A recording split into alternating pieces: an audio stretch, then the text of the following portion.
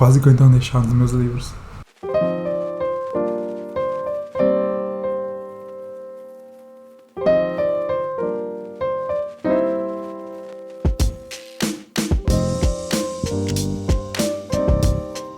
Olá, gente, tudo bom com vocês? Espero que estejam bem. No vídeo de hoje eu separei 5 livros, um top 5 com os livros assim, favoritados e 5 estrelas. E ainda são livros temáticos que eu vou conversar com vocês e estou com eles aqui, ó. Na verdade, aqui tem mais de 5, porque dentro desses 5 tem alguns aqui que tem extras e tem algumas explicações sobre eles. Vamos lá conversar? Hoje está um dia chuvoso, inclusive vocês provavelmente vão ouvir através do microfone sons da chuva. Eu separei assim, leituras muito importantes na minha vida, leituras transformadoras e leituras que eu acredito que todo mundo deva ler em algum momento da vida. Tem gatilhos, tem momentos de afeto, tem momentos complicados de lidar, difíceis de engolir também. Mas, na medida que eu for conversando sobre esses livros, vocês vão entender o que eu estou dizendo, vão compreender aqui qual que é a temática desse vídeo, quais são esses livros que eu estou mostrando, o tema principal deles. E, de antemão, se eu falo pra você que são livros maravilhosos, que valem muito a leitura, são livros transformadores e livros que eu marquei, livros que eu guardo comigo, livros que eu sempre vou panfletar por aqui, porque quando eu gosto, vocês sabem que eu sempre venho aqui comentar. Então já vamos começar. Bom, gente, o primeiro livro é O Avesso da Pele. Esse livro aqui, magnífico. Ele é de autor brasileiro e é um livro visceral. Um livro também que fala sobre afetos. É um livro de uma leitura simples até, só que essa simplicidade, ele consegue trazer uma complexidade tão interessante dentro dessa simplicidade, é muito incrível isso. E que a gente conhece o narrador em primeira pessoa, falando de pessoas na terceira pessoa. Dá para imaginar isso? Pois é, eu nunca imaginei. Isso também faz com que o livro seja tão interessante, tão brilhante. Nosso narrador aqui nada mais é que um filho remontando a vida dos pais. Ele vai dentro ali de uma investigação, de toda uma trajetória, remontar desde de fatos importantes na vida dos pais. Por exemplo, o pai ainda junto à família, o pai no meio acadêmico, o pai no casamento, os problemas pós-casamento. Ele vai remontando isso para tentar entender também a sua própria existência. E ele traz esse momento todo de reflexão logo após um acontecimento em que seu pai perdeu a vida. E esse acontecimento veio através de uma abordagem policial, e nós estamos falando aqui de pessoas pretas, né? De histórias de pessoas pretas, vivências. Então remonta um pouco dessa realidade no país. Então esse livro aqui é um relato também, né, ficcional, mas é um relato de vivências, é um relato do que a gente vê no cotidiano, do que a gente vê no noticiário e que às vezes se torna muito banal.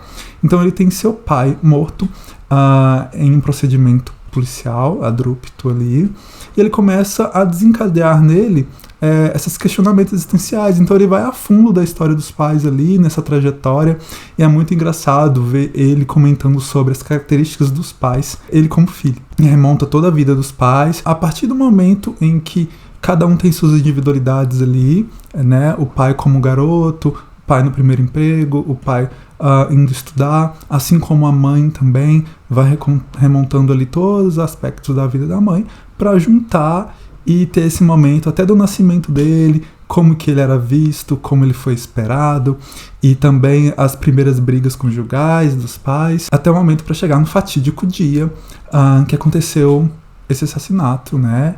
E que vai trazer, né, todos esses contextos e vivências de pessoas pretas dentro de uma sociedade extremamente racista. E assim, ó, muito bom, recomendo muito, 5 estrelas, favoritado. Outro livro também que eu esbarrei, que foi uma leitura muito proveitosa, que eu andei marcando bastante, foi Bisco Roxo, da Chimamanda. Essa leitura aqui, o que aconteceu com ela? Eu comecei a ler e me identifiquei tanto no sentido da escrita, foi a minha primeira pelo primeiro contato com a leitura, com a narrativa da Chimamanda, e assim, apaixonei. E aqui a gente está ambientalizado também nesse contexto de raça e na Nigéria. Conhecemos aqui uma família muito abastada e nossa protagonista, que é a Kambili, que ela é uma menina que se espera muito dela. O pai é super protetor, o pai é um extremista religioso também. Aqui nós estamos falando da Nigéria após colonização, né? Então tem todos os aspectos ali provenientes dessa colonização que muda ali as tradições e que criam novas tradições. Então há conflitos entre o velho e o novo, e isso é pautado durante o livro todo. O pai, por exemplo, é uma dessas pessoas que acredita nesse novo e que começa a subjugar o antigo. Todas as tradições ali antigas, e essas tradições elas são materializadas assim na figura paterna do próprio pai dela. Então o avô dela seria o tradicionalismo nigeriano ali, das tradições mesmo, né, da cultura nigeriana até então, e o pai representa essa nova cultura em que é exportada, né, trazida do além-mar, e através dos missionários. Então o pai se torna um religioso fervoroso, só que ao passo que ele tem uma personalidade muito forte, ele é uma pessoa muito violenta. Então isso tudo transforma em extremismos ali.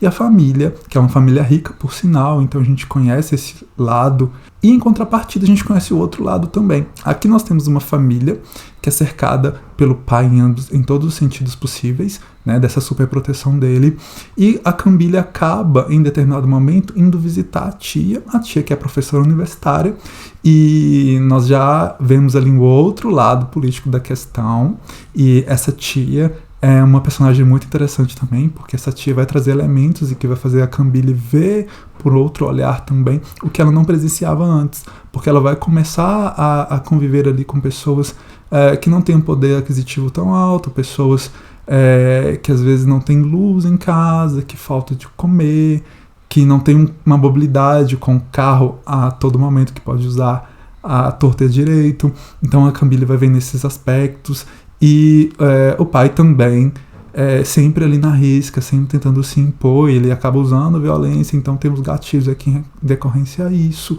A mãe da Kambili em contraponto à tia, ela é muito submissa, né, por N aspectos, pelo casamento, por preocupar pelos filhos. Então ela acaba aceitando muita coisa. Então é esse ambiente que a gente vai sendo inserido, que a gente vai conhecendo. A Kambili é uma personagem muito carismática. O tempo todo que ela aparece são momentos, lógico que tem momentos aqui complicados, difíceis de engolir, mas essa protagonista é sensacional e tem um retrato assim de uma realidade que eu acho tão importante e tão visceral trazer à tona, e a poética da autora também, da Chimamanda, é demais. Esse livro me marcou para a vida, e eu indico também para você, em algum momento da sua vida que você estiver aberto, né, para aprofundar nesses questionamentos. É uma leitura fácil também, é uma leitura tranquila, você vai se apaixonar pela protagonista, e nós vamos ver vários aspectos ali políticos da Nigéria também, que é muito interessante.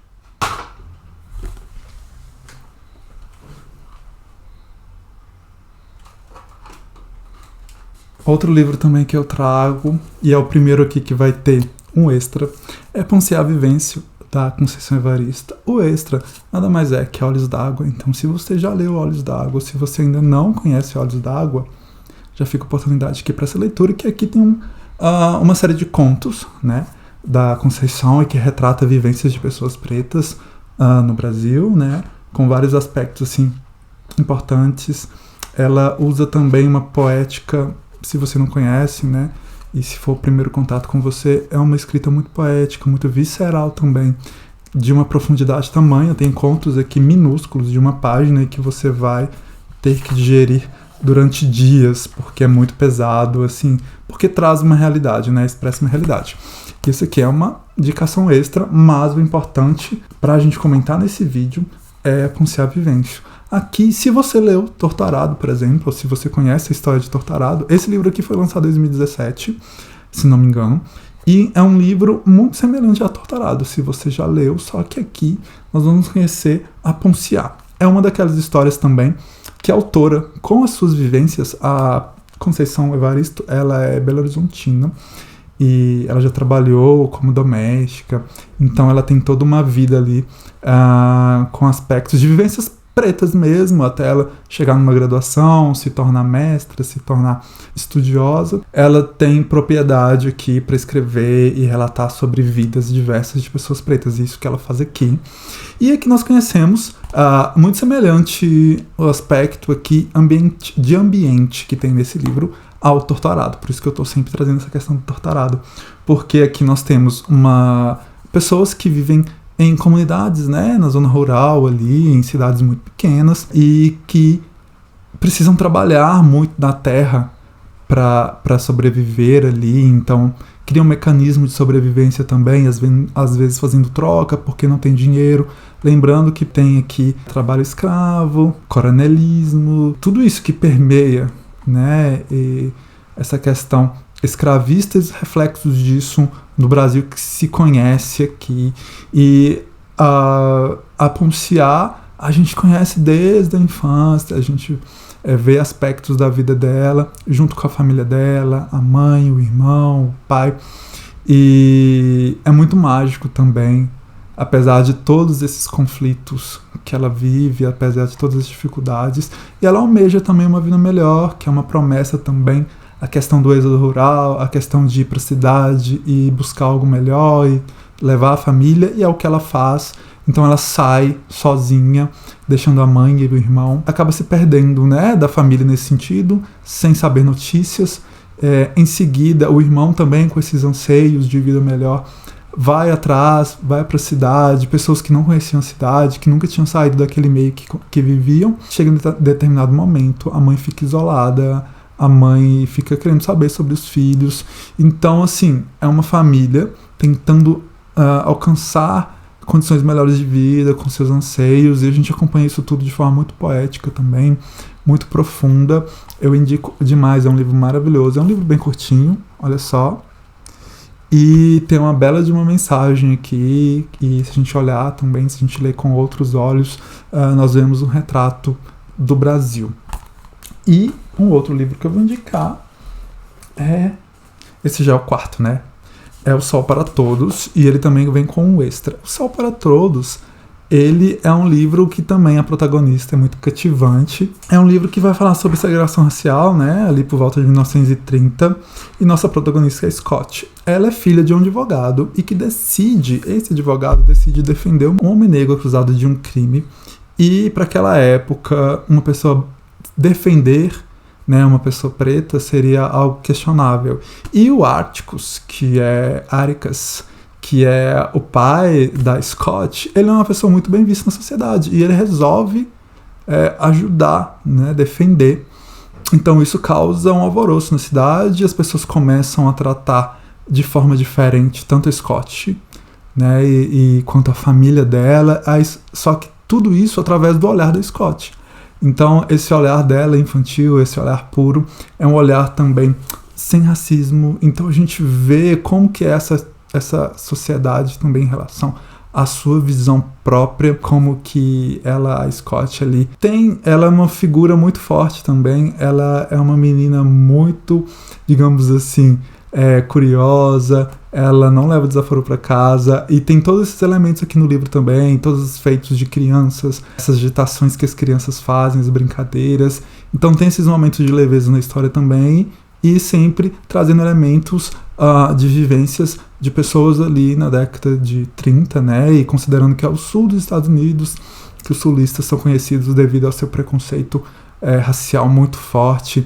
Então é nesse ambiente que acontece o crime, e a gente vai também entender como que se deu esse crime, se foi verdade ou não, porque nesse caso, né, nesse contexto aqui, as pessoas pretas, elas são acusadas indevidamente também, e vamos ir aprofundando nisso para chegar nessa construção dessa cidade, dessas pessoas, e dessa visão própria da Scott também, de tratar as pessoas como iguais. E como extra, eu trago Vá, Coloque um Vigia, que é a continuação desse livro.